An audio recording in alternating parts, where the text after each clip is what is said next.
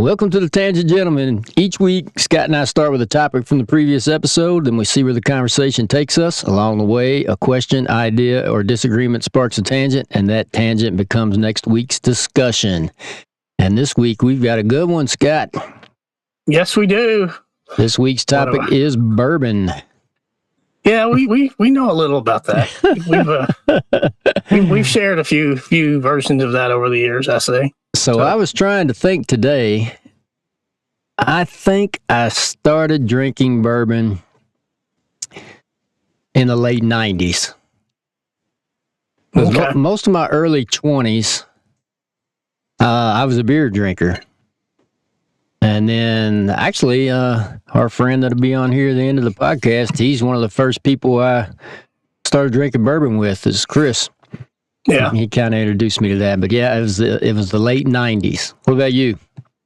Mine was earlier, because I had a girlfriend in the latter part of college, and her mom liked cocktails. So I kind of started making cocktails.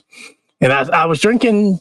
I think I drank gin and tonic at first, and then I happened upon a Manhattan, and I liked the Manhattan. So I was drinking Manhattan. That was kind of if I went out for a nice dinner, I'd get a Manhattan. Yeah. That was probably mid-'80s, maybe. I need to try Manhattan. I'm sure I've had one at some point, but I don't recall. I usually, if I'm going to have a bourbon drink, I'll have an old-fashioned. Yeah. Those are my two. I go back and forth between old fashions and Manhattans, just depending on Manhattans. It really depends upon the bourbon and the bitters. And I mean, it's really, there's not much to it. It's bourbon and vermouth and the bitters. So your flavors come from, you got to get a good vermouth, and you got to get your bitters, just whatever you're feeling. Whatever you like, huh? Yeah. Isn't there something that's just called bitters? Isn't there like a generic bitters? Okay, what is that? What flavor is that? Cherry? No, not fruity at all. Okay.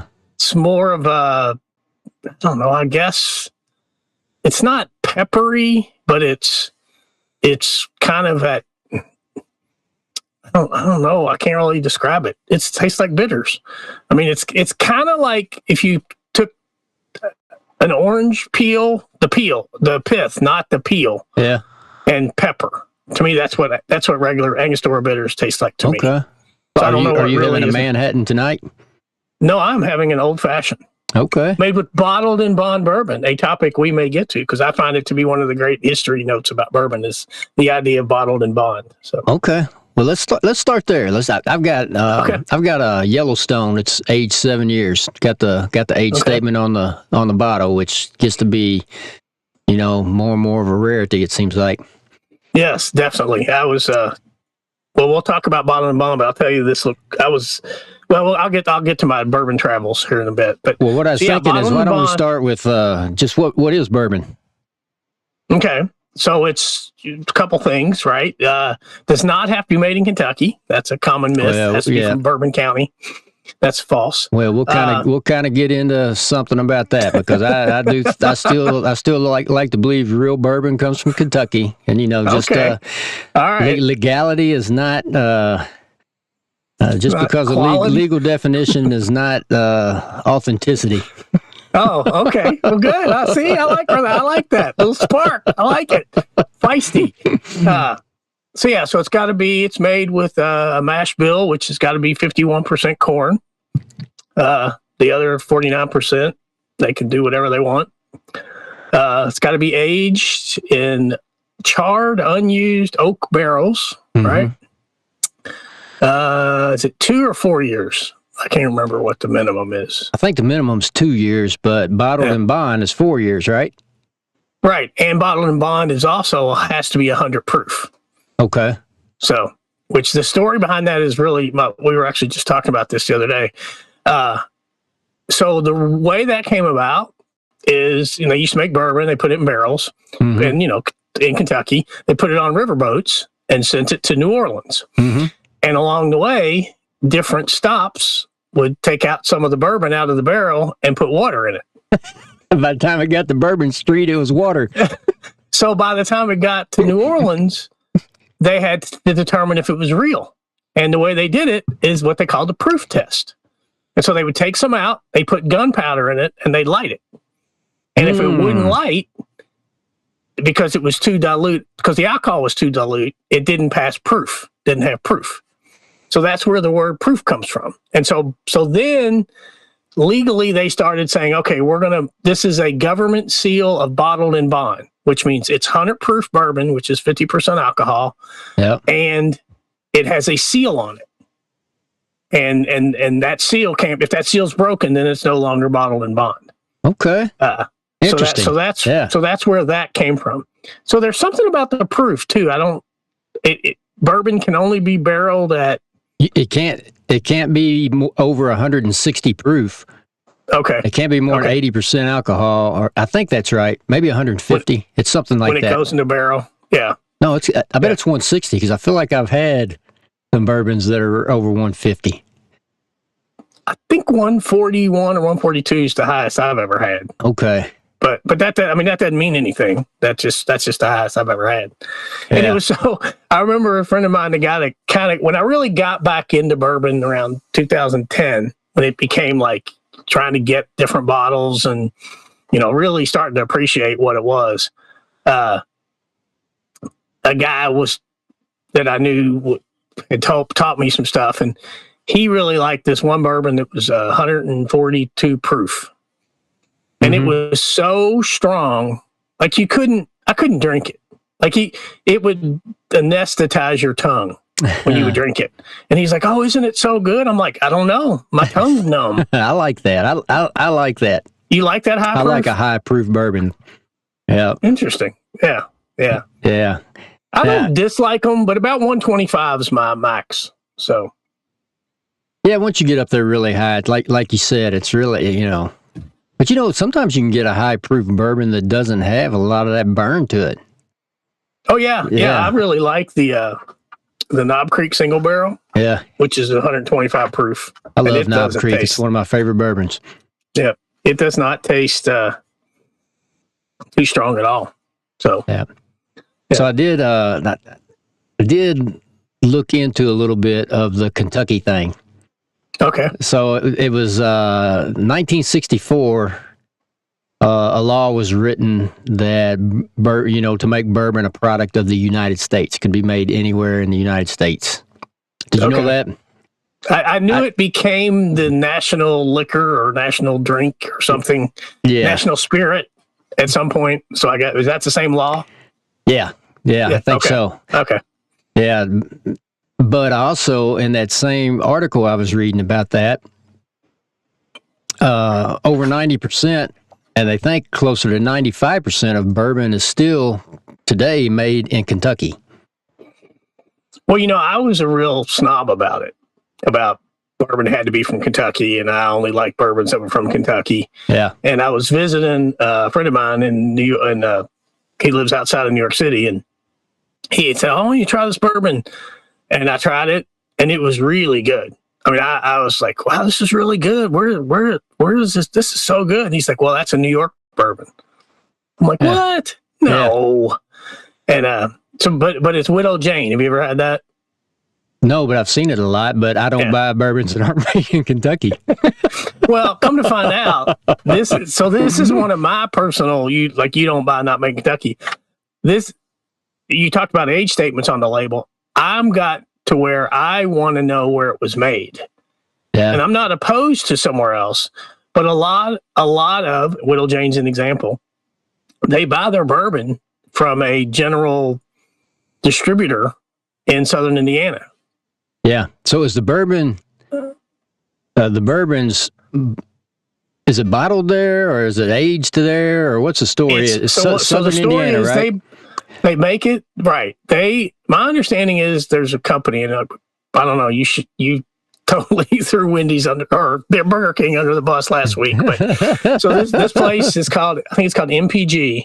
Yeah, and they get a lot of different bourbons. I don't know where they get them from, but they collect a lot of different. I think it's distilled spirits. I don't think it's just bourbons. Yeah, and then they sell them to people. And that's where all these little pop-up bourbons are getting their bourbon. Yeah. Right. And that's what Widow Jane does. They buy it from them. And then their thing is they dilute it from barrel strength using New York water, New York State water, limestone water or something. So it's pretty tasty. I mean, I'm not going to lie. But I'm sure there are good bourbons made outside of Kentucky, but, I'd argue there's more to bourbon than the taste.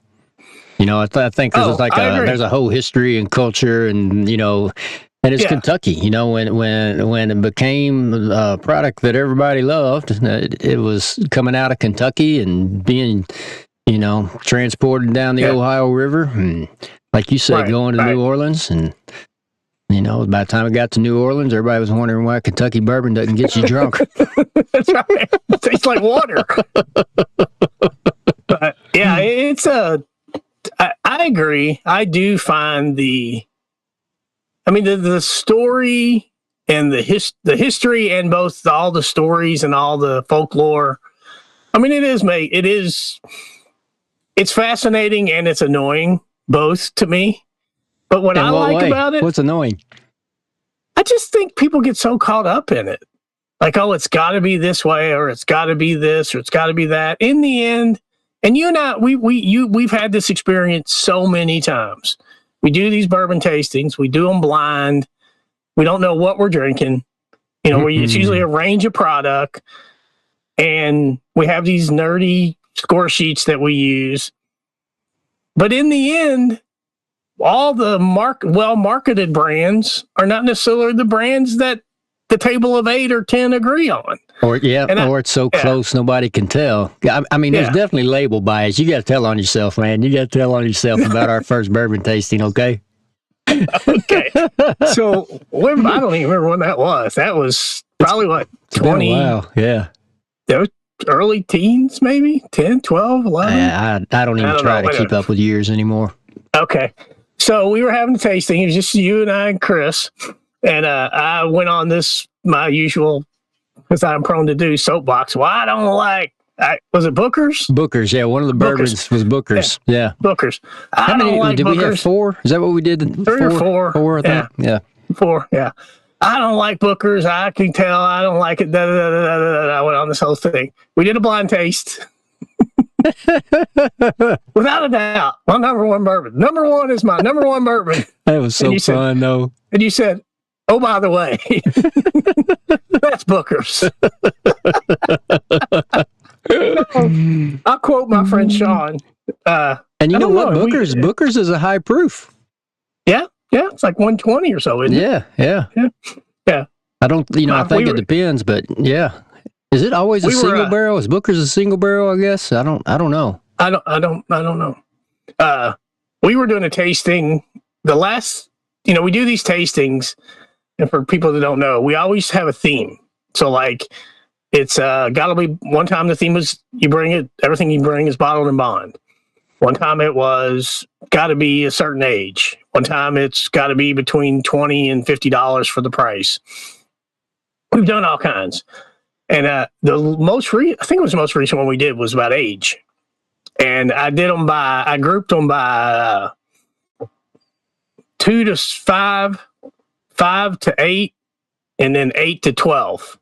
So we did 3 rounds of 3, which is a lot of bourbons, but we had one from each age grouping.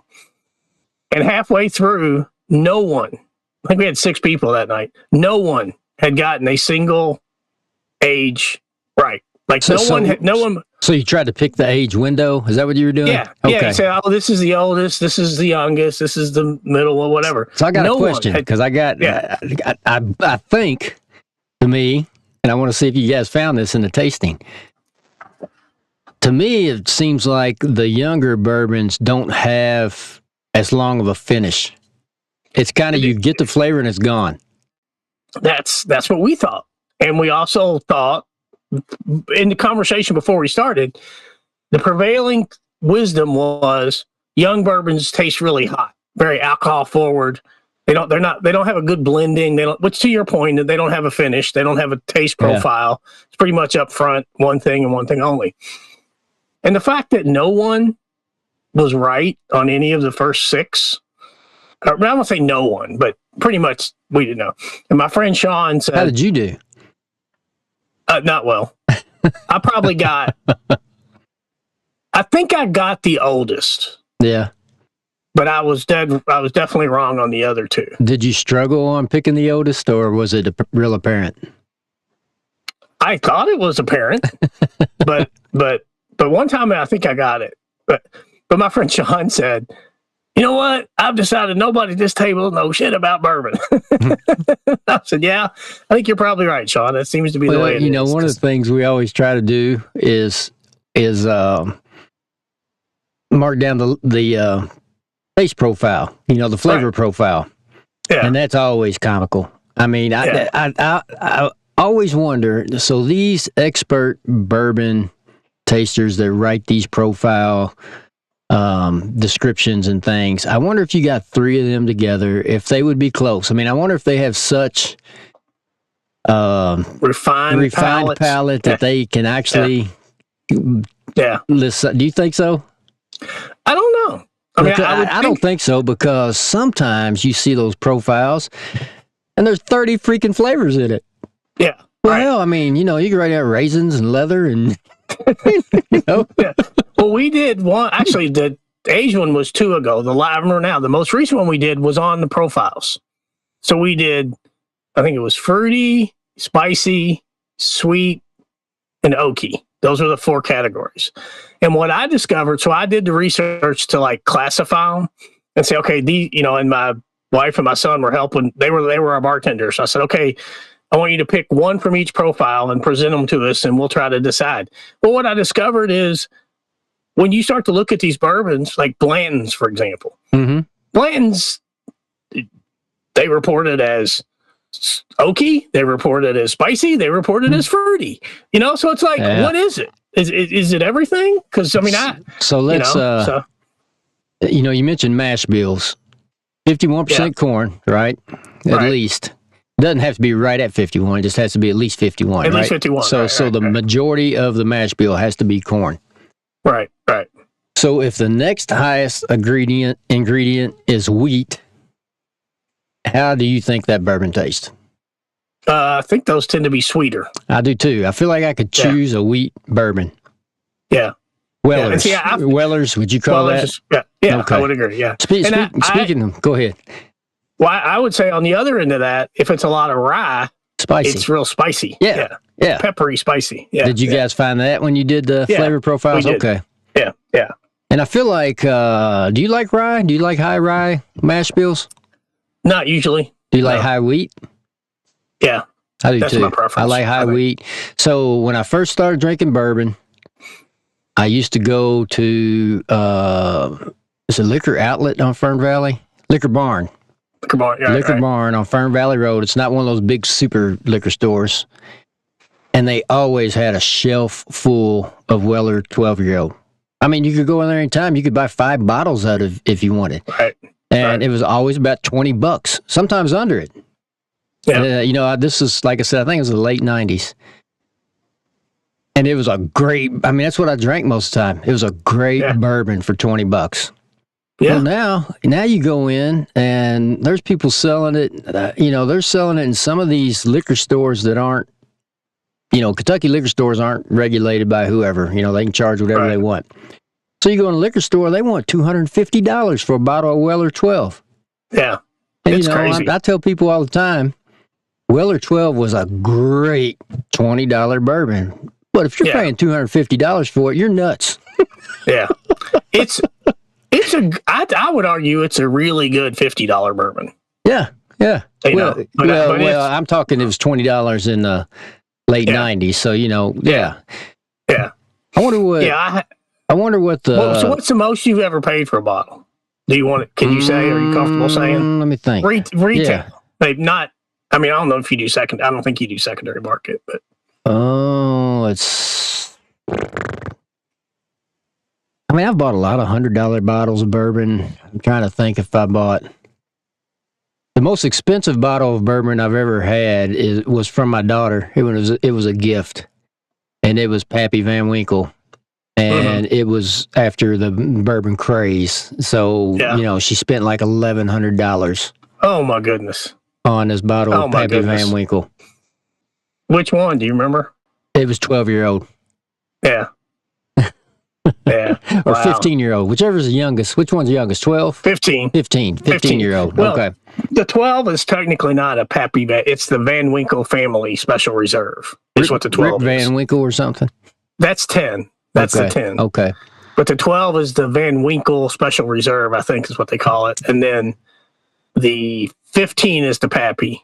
15, 20, and 23. Speaking of that, years ago, Chris and I came to your house, and you had all three of those bottles. You had 15, 20, and 23, and we tested them all. And I like the 15 the best. Yeah. Yeah. I had them all. I also had another premium thing that comes out in the fall is Buffalo Trace, which makes Pappy. They released what they call their antique series. So everything's 17 or 18 years old. And there's 2 ryes and 3 bourbons in that collection. And they're impossible to get anymore. But in 2012, I happened to be at a store and they had them all, and I bought them all. So I had all 5 of them for a minute. So you had them, I'm sure, at one point you were here. You had them. We've also had all the antique series at your house, and didn't we have the Old Forester birthday bourbon at your house once? We did. I used to get, I've never been able to find that bottle ever. That was one for years. So I started seriously drinking bourbon, and I know when it was 2011. And I only know that because I broke my leg that winter. So it's kind of like I just remember things relative to that. And I used to buy a case of birthday bourbon every birthday. A case? It's called birthday bourbon because that's Garvin Brown's birthday. September 2nd is when it comes out. And it's always 10 years old. It's Old Forester product. Cool bottle. And I would buy a case every year. And I would give them to people for Christmas. I'd buy them in September. I'd keep one, and I'd give them away to people at Christmas. What? They were $35. They were $35 a bottle. Actually, I remember the first bottle I gave you. I don't know if you remember this or not. You were quite successful. Let me just say this as a principal. I don't want to blow you up too much, but I'll just say that. Well, thank you. And you were given some professional accolade, and I got you a bottle of 10-year-old single barrel Evan Williams. Oh yeah, because I felt like that was a good selection, not well known. I remember that's the first bottle I gave you, but no. So I would buy the birthday bottle every year. I'd buy a case of 6 bottles. I could walk into the liquor stores on September 2nd and buy a case. Isn't that crazy? No problem. Yeah. And now, like you said, you can't. What year was that? That was 2011 is when I started doing it. That's not that long ago, really. No. I tell you what happened. It won some award in about 2016 or so, 2017. Yeah. And ever since then, it's just exploded. Like you can't get it. It's allocated. I mean, it's just nuts. Yeah. Well, once a bourbon blows up, like, Weller 12-year-old did, another one that blew up was Elmer T. Lee. That was another one. You could go into the liquor barn and you could buy as many bottles of Elmer T. Lee as you wanted for $25. Again, I'm talking, early in my bourbon drinking, late 90s, early 2000s. And now, man, the secondary market on Elmer T. Lee is a crazy $300+. So, I had I want to talk about traveling and buying bourbon. That's why I still want to get to that. But related to the secondary market, there was a store in Louisville. It was a pretty popular store. It's since been bought, and now it's part of some chain or whatever. But it was Party Mart, and it was independently owned. This was around 2012, 13. And I was in there talking to the guy that owned it. And I said, this secondary market just drives me. He said, it drives me crazy too. I hate it. Absolutely hate it. I sell a bottle to somebody for $50 and they walk outside and they post it and they sell it for, $500. Mm-hmm. It doesn't seem right. I said, well, here's an idea. I think there should be 2 prices. I think there should be the price for you letting me open it at your store, and then the price for you not letting it be opened at the store. Because if it's opened at the store, genius. You can't sell it on the secondary market. And I said, I don't mind you opening my bottle. Hell, I'll drink one with drink you. one with you. You know, and Speaking walk of that, out of we here. need to talk about that. But that's a genius, man. What'd he say? He said, that's a great idea.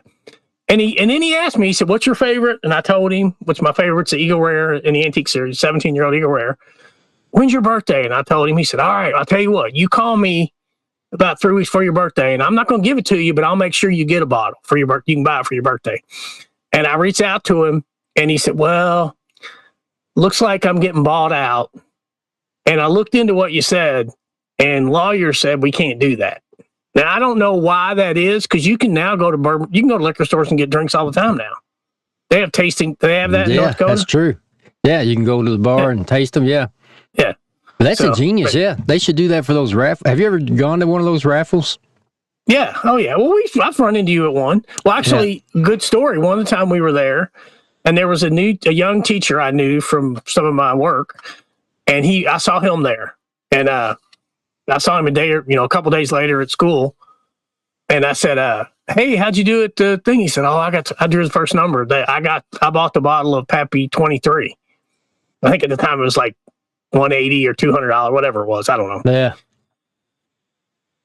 And he said, "I was so excited. I was texting all my buddies. We were all going to get together and drink it." He said, "I walked out in the parking lot. A guy walked up to me and said, 'My boss sent me here to buy that. I have $2,000 in cash Oh my God. that I will give you for that bottle.'" I said, "Please tell me you sold him that bottle." And he said, yeah, of course I did. I'm like, good, because there's nothing in that bottle that's worth $2,000. Oh my gosh.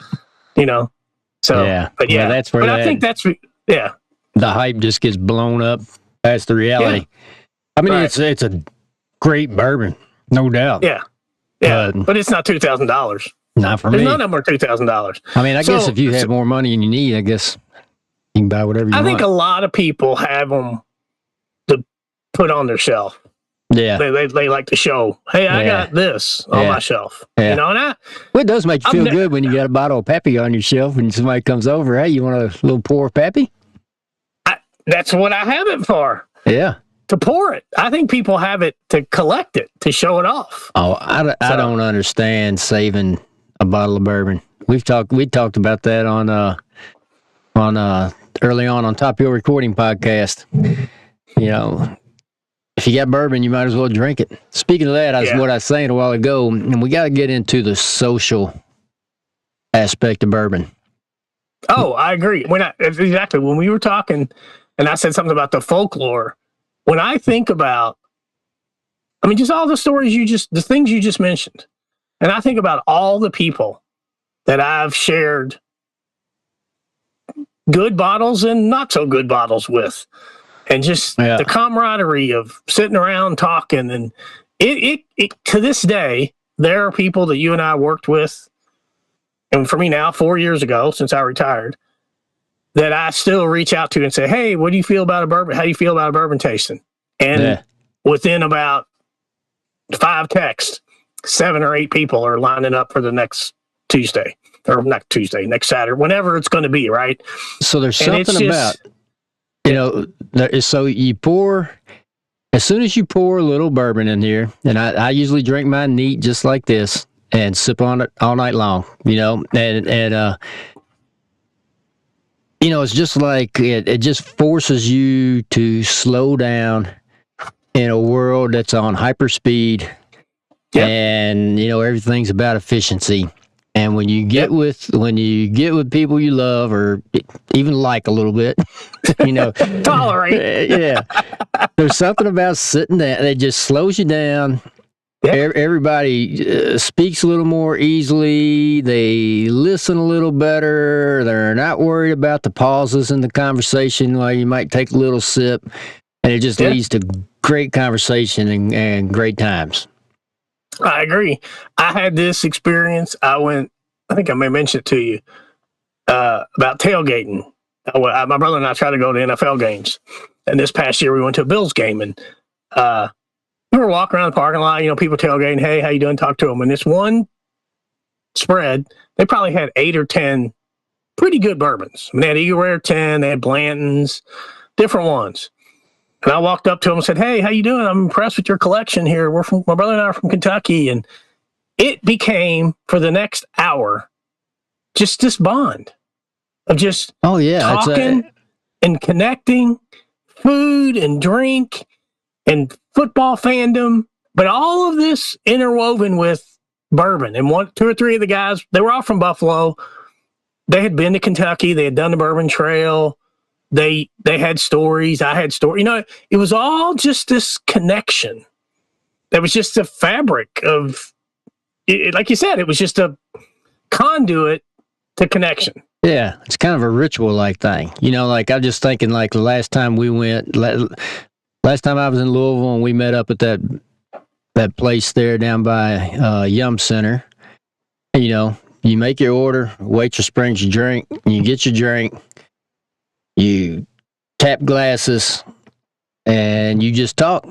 And it's just you know, there's some ritual to it. Like you said, I think it bonds people, and you know, it's just and it's more than it's more than whatever, you know, alcohol does to your brain or whatever. It's not. It's you know, we're not like drinking to get drunk. Matter of fact, you know, you always like to remind me of when I told you, you know, I'm my best self after 2 drinks and my worst after 4. But there's some truth to that, you know. You just sit, you sit and you have a drink and you enjoy it, and you know, you talk better, you listen better, you know, you slow down better, you relax. But then at a certain point, if you get too many, you know, there's always that one person in the group who won't shut up and nobody won't listen to anybody. Yeah.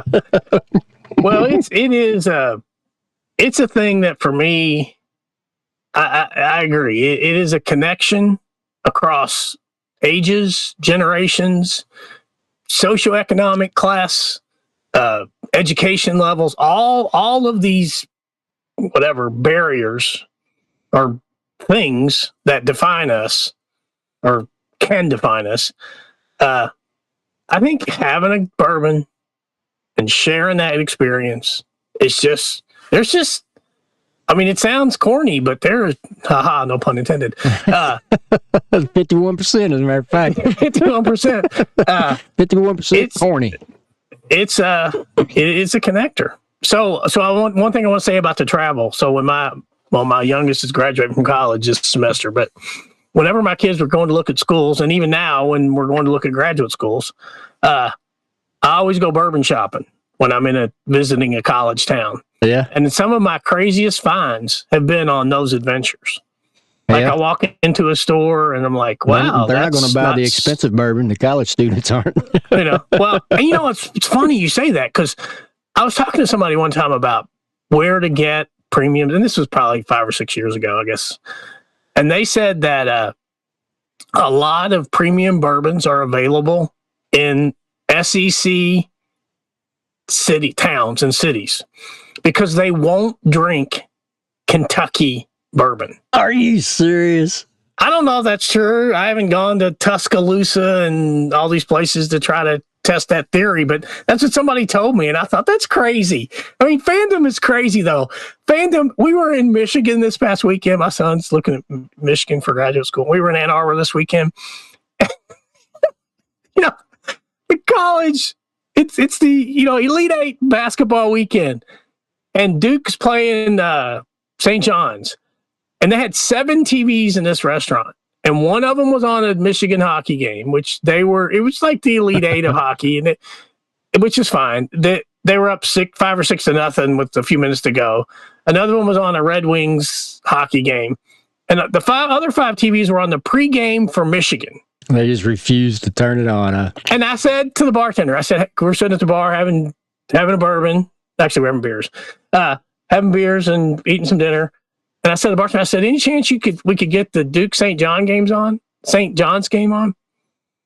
And he just paused and looked at me. He said, no.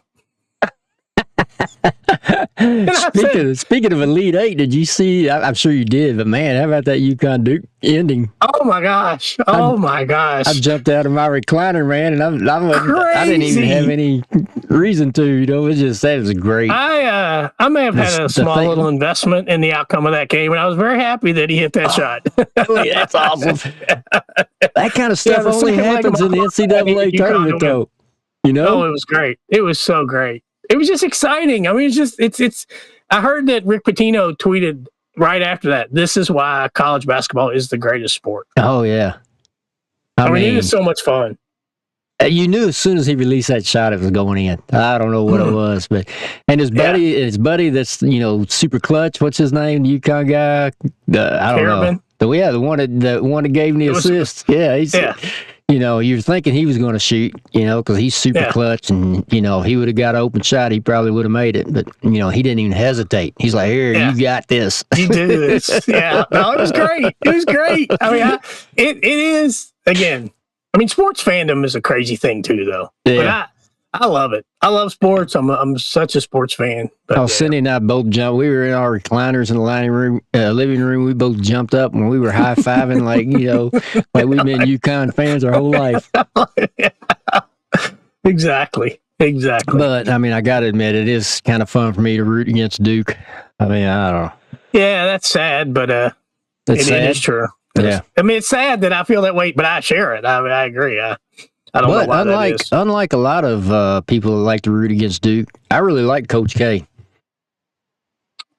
He was pretty admirable. There were some things he did later in his career that I don't, and Shire did this too. I don't think you blame a kid for the outcome of a game. Oh gosh, no. And Shire kind of. We got to stop calling college players kids, though. Okay. That just makes you look old. They're 19. I mean, they're multimillionaires, some of them, but they're 19. So let me ask you a question as a scientist. Okay. I think it's would you consider it pretty well accepted that Kentucky is the ultimate climate for aging bourbon? Say yes. Yeah, I think so. Yeah. Probably. So you've got these. Is it temperature change or humidity or? I mean, I understand. I understand the science behind the more the liquid goes into the charred oak barrels and out of the charred oak barrels and all that back and forth, the more flavors it's going to pick up, and also though, why does charring an oak tree cause notes of caramel and vanilla? Well, I think it's because of sugar. Just the sugars. I mean, okay. When you make caramel, you cook sugar. I mean, that's how you make caramel. So I think when you get varying degrees of cooking of that wood, which has cellulose, which is a long sugar chain, and you probably have some sugar, some glucose in there that is going to get charred. And so you're going to get those flavor profiles that are going to, I mean, that's the thing that's fascinating to me. The fact, you had, not to get too chemistry nerdy, but, you got on the two extremes, you've got molecules that dissolve in water and molecules that dissolve in oil. Those are the two extremes of the kind of molecules they are. So when you think about wood, it's mostly like water-ish, but it's also got some what we call nonpolar, some oil type molecules in it. So, but alcohol, ethanol, it does a little bit of both. It's very water, it's very polar, it's very water-like, but it's also got a little bit of nonpolar characteristics too. So it can get in there and get both types of flavors out of that barrel. Okay. So to me, that's where it's like the ethanol is the perfect vehicle for going into and out of the barrel to get various flavor compounds. It's interesting to me too. You can have the same, what do they call little houses they store them in? Rick houses. The same rick house, and the third shelf towards the middle always makes the best bourbon. So we recently did a tour of Buffalo Trace, which makes pretty much a lot of the ones we mentioned, all the Wellers, all the Pappies. Yeah. And the thing that amazed me was they only have only two mash bills. Yeah. They only have two different mash bills for their bourbons. And what they do is exactly what you said. In the rick house, they decide, or they've come to realize, these floors, these levels, in this part of the rick house, these are where our Pappies and our Weller 12s and our more premium stuffs are going to come from. And if they get an odd barrel that meets that profile, they'll move it in to that space. But pretty much that middle part of that one particular rick house is where that aging process that produces what we think of as the super premium bourbons comes from. And I to me, that was fascinating. That that's the spot. That's the sweet spot. That's where they get made.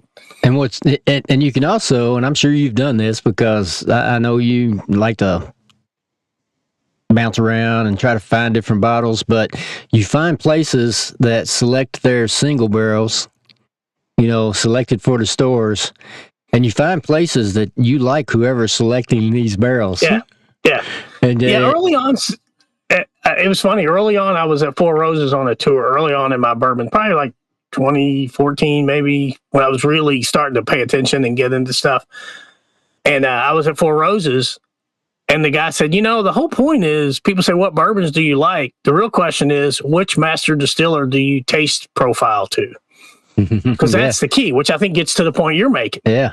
Whoever's picking that barrel, whether it's the master distiller or the liquor store manager or whatever. Who does pick the barrels? I always assumed it was somebody from the liquor store, when it says... Oh, I think when it's a store pick, it is. Okay, yeah. But if you get a Four Roses single barrel, their master distiller is the one that says, this barrel is what we want to make as a single barrel. We're not going to blend it with our other stuff. Speaking of, we also did a tasting once. This one was crazy. So Four Roses released all 10 of their mash bill. They released like a box set. It's like 50 milliliters of each mash bill. So you had all of their their mash bills are both, it's dependent upon the percentage of corn, the percentage of rye, barley, but it's also what yeast strain they use to make that. Because they contend that different yeast strains are more floral or have different flavor profiles, which maybe they do. I don't know. I wonder if it's the same for corn. I don't know. But so we did a tasting of all the 10 Roses, Four Roses, all 10 mash bills of Four Roses. And some of them were straight up awful. They were just, oh my gosh. And you realize that those are never released as single barrel bourbons. Yeah. But they add a really nice fill in the blank spicy profile to their blended bourbons or whatever. So it was that was a lot. That was 10 tastings is a lot. Yeah. After a while, you're like, okay. They're all starting to taste the same. Yeah, exactly. Tastes like alcohol. Yeah. Well, let's have our buddy Chris join us and see what we talked about tonight. Chris might know a thing or two about bourbon. It seems like we stayed on topic pretty well tonight, one thing I did want to talk about was I always think it's interesting that during Prohibition that there was medicinal bourbon. Yeah. Kind of reminds you of today with medicinal marijuana. Right. Yeah, they find a way to get around it to keep selling it. Yeah. What's up, Chris? Hey, Chris. I gotta say, well, first of all, have you ever had a bourbon? One right now. It might be my third, which you shouldn't do in an hour. I don't recommend that to anybody. We're about to test it would help my allergies, but it's actually helped a little bit, believe it or not. But you guys are commending yourself for staying on point, and I'm like, come on, fellas, this was your best one ever as far as staying on point. So much so, I'm like, should you just do a part 2 on bourbon? I mean, give me a break, guys. I do want to say this. Here's a question before we get started. How many bottles of bourbon do you have at your house right now? Right now? Okay, I don't have near as many as I did on Top Hill Road. Top Hill Road, I had the bar in the basement, and I always kept probably 30 bottles. But now I've got some Yellowstone, some Elijah Craig, and 3 bottles, Old Forester. Okay. Try to answer this question. I mean, I'm a little embarrassed. So I have somewhere between 50 and 75. Where are they? I would They're in the basement. Okay. I built a cabinet, put a cabinet in the basement for them. So what bottle are you most proud of right now? Or what bottle would you say, hey, Chris and Brad, I'm so glad you came over, man. Let's have a glass. Strangely enough, it is the Colonel Taylor Rye. Okay.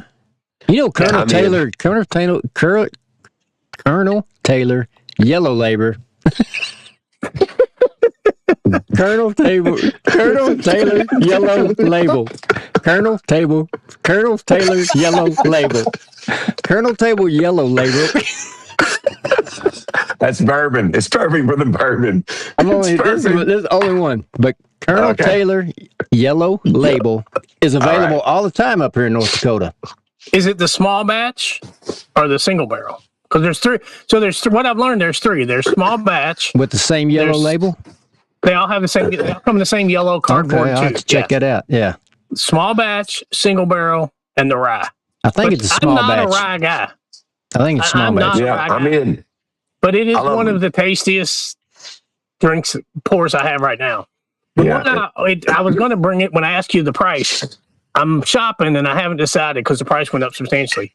I ran out of it. Was Michter 10. Michter's 10 year old. Always good. That was a really good bourbon. That is every time. That is a good bourbon. Good every time. But I ran out of it, and the price has gone up. It's close to $200 now, and I don't know if I want to pay $200 for a bottle of bourbon. That is really good bourbon. Yeah. That needs to be in a bourbon tasting to see if it really is good. Yeah, probably. I don't know. It's good every time to me. I love it. Yeah. I also have, I have an Eagle. You mentioned what I have. I have an Eagle Rare 12. They released a 12-year-old. Yep.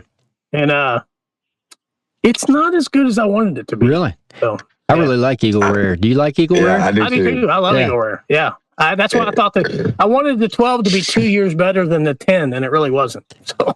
Well, once you get to a certain point, I don't know if age really. Yeah. I don't know. Yeah. I think 10 years is a sweet spot. Yeah. Yeah. 10 years, even once you get to, you can really tell a difference once you get to that 7-8 year mark. 10 year, you can tell a difference, but then, I don't know. I thought I could. Chris, were you here for the age one? Yes. The age station? Yeah. Yeah. I was terrible. Were we terrible? We were all terrible. Yeah, I was terrible. I couldn't believe it. Well, I couldn't believe it. I couldn't believe it. Yes. So, what is your favorite inexpensive bourbon? Define inexpensive. Yeah, there you go. $30 or less. Buffalo Trace. I really like Granddad 114. I was going to say old Granddad 114. Yeah, that's mine too. I love 114. It's like old cowboy whiskey, isn't it? You should be around a campfire after you've moved a bunch of cattle. And then you're having some Granddad 114. But it has some great flavor. It has some great flavor to it. Because I've moved a lot of cattle. So I watched City Slickers, and it just felt like the right spot. But I got to tell you though, my parents called me over to the house a couple of years ago and said, "Chris, come look at this bottle of bourbon we found. We didn't know we had." So I went over, and it's Weller's the 107, Old Weller's 107. He got it. It's from 1979. He showed me that last time I was at his house. It's in a case. It's awesome. It still has the tax strip on it. It's the gold interlaced label and bottle, and it's never seen sunlight. And he forgot he had it since 1984 when he was on the Board of Education. They got it as the gift when he was done, and it's worth $3,000 easy. Jeez. And so here's your question: Would you rather open it and drink it, or take $3,000 and buy your collection of bourbon that you want? $3,000. Hell yeah. Yeah. All day. I can find somebody to get $3,000. Yeah. Oh no, it goes for $3,000 quite regularly. Oh my goodness. Sean Greshel, my cousin, has he's dwelled on the black market a little bit, done a little business, and he could sell it right now. And Sean, Brad, he could get rid of it right now. But guys, where we at? How about our we got to come with a grade. Are we coming back for round 2 before we give a grade, or are we giving a grade? Nah, we're going on, man. Let's grade bourbon. I know what I'm grading it.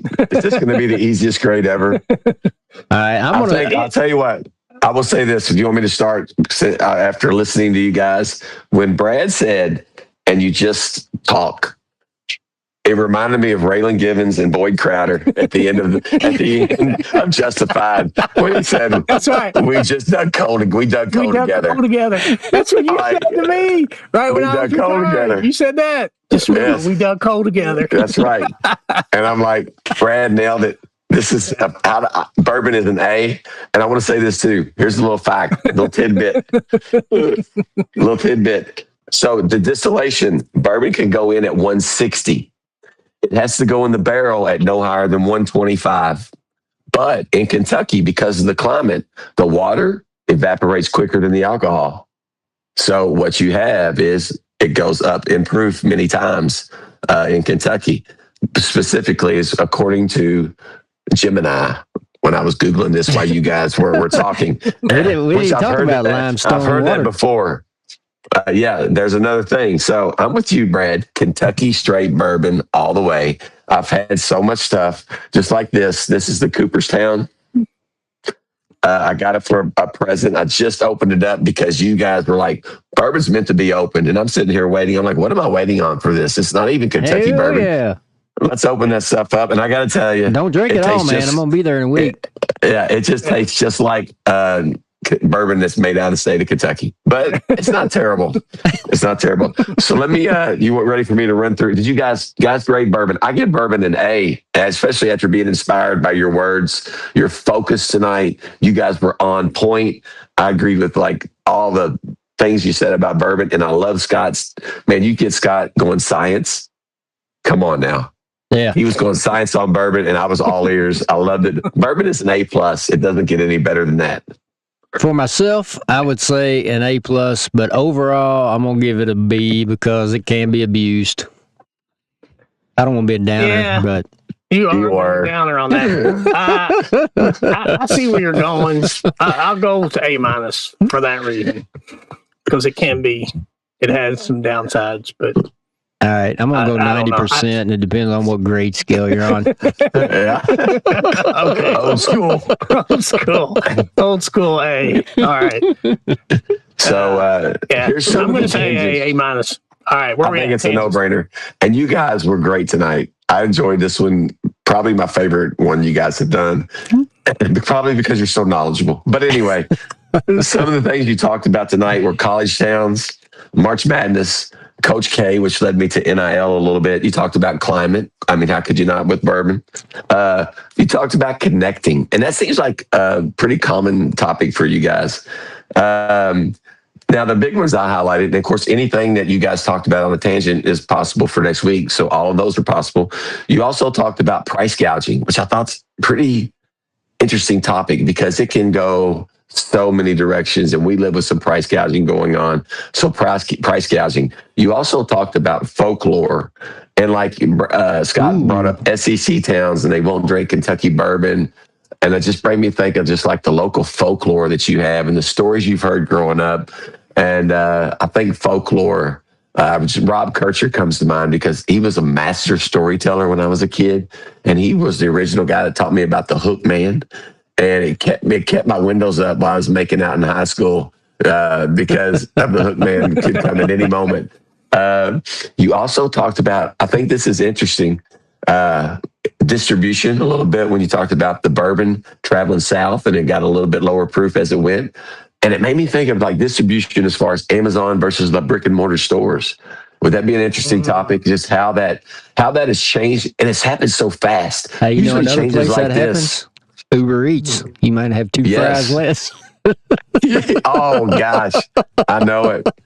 I've never done Uber Eats for that reason and about 5 more reasons. Never done it either. I just can't pay $12 for a Happy Meal. Well, I don't eat Happy Meals, but you know what I mean. And then another thing that always comes up. Chris, what am I eating? Your orange out of your old fashioned. Oh, absolutely. Yes. And you know what that is. I've already eaten the cherry. Oh, have you? Did you tie the stem in a knot? No, these cherries don't come with stems. But so all these things. But that's another topic for another podcast. I'm off of that one. Maybe Cinderella will stick in on that one. But you guys stayed on point tonight like no other. So I don't know. You brought up a lot of good tangents. Yeah, that's a lot of good ones. You guys always talk about life balance, and in this way, I bring that in because I so relate with Brad. At the end of the day, like today was about a 10.5-hour day. Ended up in KMEA's with the band. Had to get some kids home. Had to get our director home, and by the time I got home, it was 11 hours. But man, I couldn't wait to sit down because what it does is makes you slow your day down. Yep. And I just love life balance. I think without it, I mean, it makes life so much harder. And you guys talk about that a lot. So many things. The big ones, I thought price gouging, how interesting is that, especially when you're talking about the Weller. And yeah, I remember telling you, brother, hey, this Weller 12 mixes great with my Diet Coke. I don't know why it's so good. And that was I was just learning about bourbon. I think it was the Weller Special Reserve, but it could have been the 12 was like $27. So the price gouging, folklore. I love folklore and listening to stories and just how things are passed region to region. And your distribution, Amazon versus brick and mortar, has had, it's changed so fast. And then life balance. These decisions are tough, you know what? It is tough. So give me what's your gut? Or give me three, Brad. What do you like? I know what I got. Oh gosh. Yeah, what do you think? So the ones that are sticking out to me is folklore.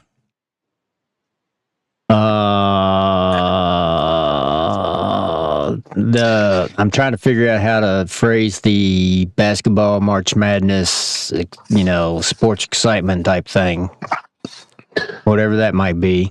Well, you kind of said, Brad, when you said, "Look, these aren't kids anymore," and and Tiffany's like, "Chris, stop being so mean to these kids." I said, "They get paid $1 million. I got to work. I got to work years to get that. So I'm on them." Yeah. A third one, let me think.